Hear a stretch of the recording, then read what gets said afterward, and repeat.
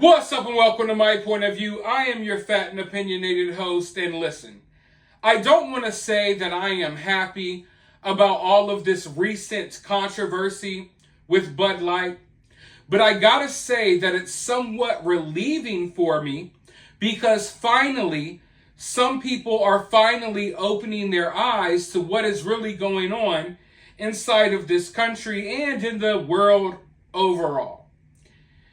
Some of you may be asking, how did we get here?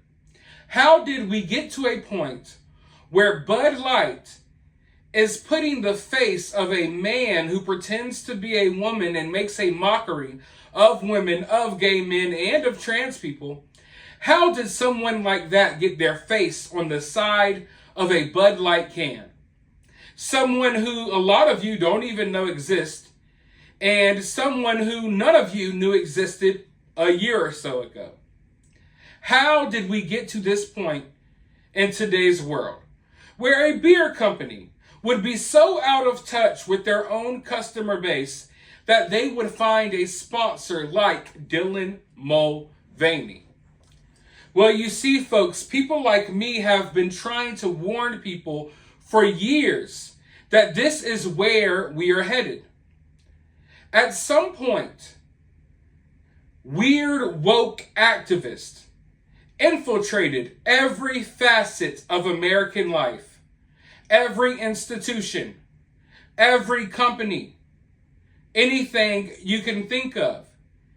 And just to give you a tad bit of a backstory about me, I'm someone that's really into pop culture. I'm really into comics, gaming, action figures, you name it. I'm into all of that stuff. And it feels like the first places these people targeted was gaming and comics. And for years, people like me have been trying to warn people like, hey, these woke activists have come in, they've taken over comics, they've absolutely destroyed everything we know and love, and your interest is next. Your hobby is next. These people have destroyed Marvel Comics. They have destroyed DC Comics. I kid you not. At one point, Superman was gay and he got gangbanged in jail. I'm not joking. You could look it up. I grew up reading Superman comics. It was all about truth, justice, and the American way. This man with superpowers who could conquer the world, but instead would save it and sacrifice himself. He was the purest of pure heroes you can think of. Well, now he's getting boned in the butthole in jail in recent DC Comics. Because woke, weird activists have taken over just about everything. But you see, we warned people for years that this was happening. And people turned a blind eye. They gave us a cold shoulder. They stuck their nose up at us as if they were better than us. As if, oh, comic books are for nerds. Video games are for nerds. Cartoons are for nerds. All of that stuff is for nerds. We don't care about it, whatever. And what happened was people abandoned the culture. What they didn't realize is that the culture is what actually bonds us as Americans. It is what holds us as a society together. So when you abandoned comics and video games and animation and all of that because you were too good for it, what happened was you allowed these activists to take over and destroy it. And you didn't think about the fact that upcoming generations still need to watch cartoons. They still need to go to the movies. They still need to play video games and read comics. So you abandoned the culture, and then you wonder why we got here. Because you allowed the culture to be taken over by woke, weird activists, and they now have a complete chokehold on your kids and on our society as a whole. So it's almost laughable now. Because it went from our comic books and our nerd stuff, our pop culture stuff being destroyed, to now they're coming after beer.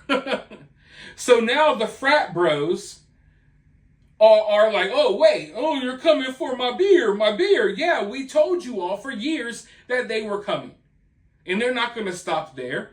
They're trying to take over any and everything so they can cram you full of their propaganda. So what is happening with Bud Light right now, it should not come as a surprise to anyone who has been paying attention. And a lot of people, they know what was going on, but they acted like they were too good. That they didn't care as comic books and gaming and what have you was taken over and absolutely and utterly destroyed. You're starting to see it now with Disney and Marvel and these movies that are coming out. They're complete garbage. Why? Because of the same reason why you got a freaking dude dressed as a woman on the side of your beer can when you want to hang out with the fellas at night. That's why. So it doesn't surprise me that we got here. But as you all know, this has been catastrophic for Bud Light. Early projections showed that they would lose millions. Turns out they lost $4 billion. As of the last time I checked, it's looking closer to $5 billion. So we know how this has affected the stock market. We know how it has affected the stock. But how is it affecting random bars and bar owners? How are they reacting to this? How are their customers reacting to this? Well, luckily, a lot of them have been speaking out. And I want to bring you all a story from one bar that actually holds a big dart tournament every year. And Bud Light usually is there selling tons of beer. But man, it has been really rough. Let's go ahead and hop into this article. The recent Bud Light fiasco has been a nightmare scenario for Bud Light sales reps in Texas, where the brand has for years sponsored a large weekly dart league with 100+ players each Thursday night.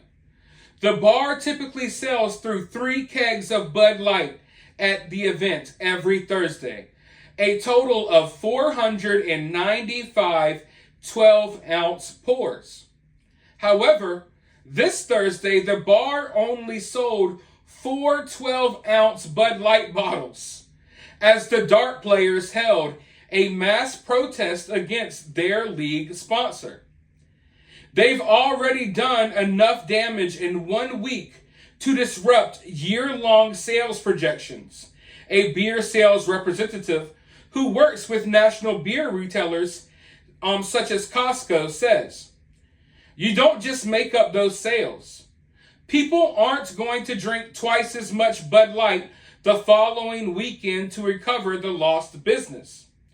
For a brand as large as Bud Light, the public relations calamity already represents millions of lost dollars, even if the consumer revolt ended tomorrow. Bud Light is famous for hiring the best marketing people in the business, the national sales rep said. But this time, they hired the wrong person, he indicated. Bud Light Vice President of Marketing, Alyssa Heinerscheid, said she was inspired to update the fratty and out-of-touch humor of the beer company with inclusivity in an interview with the Make Yourself at Home podcast. But her effort to be inclusive excluded the people who matter most, actual Bud Light drinkers, according to St. Louis area operator John Riker. It's kind of mind-boggling. They stepped into this realm, Mr. Riker, who owns Harpo's Bar and Grill in Missouri, says. You're marketing to an audience that represents a fraction of 1% of consumers, while alienating the much larger base of your consumers. His customers, many of them loyal Bud Light drinkers, are baffled by the brand's lack of inclusivity. It seems Bud Light has everything to lose and very little to gain, as its current drinkers are not real receptive to this new development, Mr. Riker said. In the podcast interview, Mrs. Heinerscheid said, I had a really clear job to do when I took over Bud Light. And it was, this brand is in decline. It's been in decline for a really long time. And if we do not attract young drinkers to come and drink this brand, there will be no future for Bud Light. Bud Light sales actually have been declining for years. The brand is likely to be overtaken by Corona or Modelo as the United States' top-selling beer brand, according to industry observers.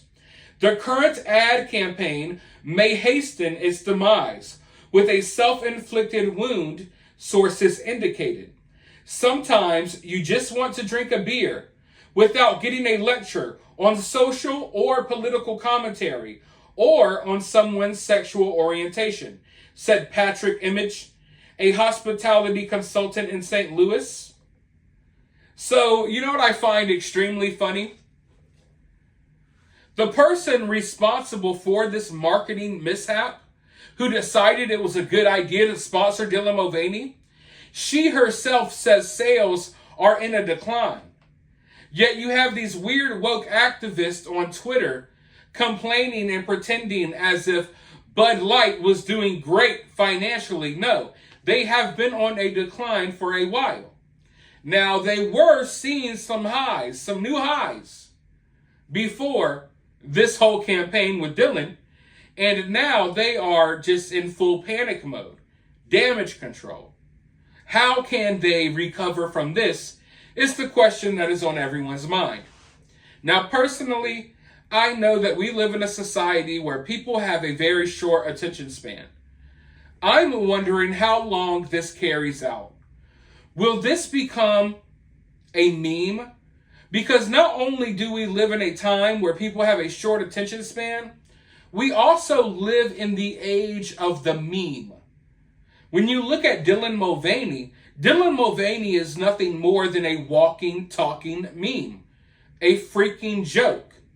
You know, literally someone that people point out to laugh at or to cringe at. A meme. So it's like we're on this rocky road. Because, all right, we live in a society where people's attention span is short. So I wouldn't be surprised if the same people who are hollering about boycotting Bud Light today, I wouldn't be surprised if they're drinking Bud Light 2 weeks from now and they totally forget about all of this. But at the same time, if this really takes off as a meme and it's memeable, then I do see this having lasting effects. If people start, making a meme out of Bud Light, and Bud Light becomes the punchline of jokes in bars everywhere, then I could see this having lasting effects on Bud Light as a company. I don't think Bud Light's going to, just go out of business tomorrow. But there's no denying that this has been bad for them. But I'm going to warn you all right now. A lot of people didn't heed my warnings, the warnings that I was talking about at the beginning of this video, about how these activists have taken over everything. I'm going to warn you right now that from what I've seen, these companies are willing to not only double down, they will triple down, they will quadruple down. The comic book industry is in shambles. It's almost completely destroyed. Not because people don't want to read comics, but because people don't want to read woke propaganda. Yet they continue to push this stuff out.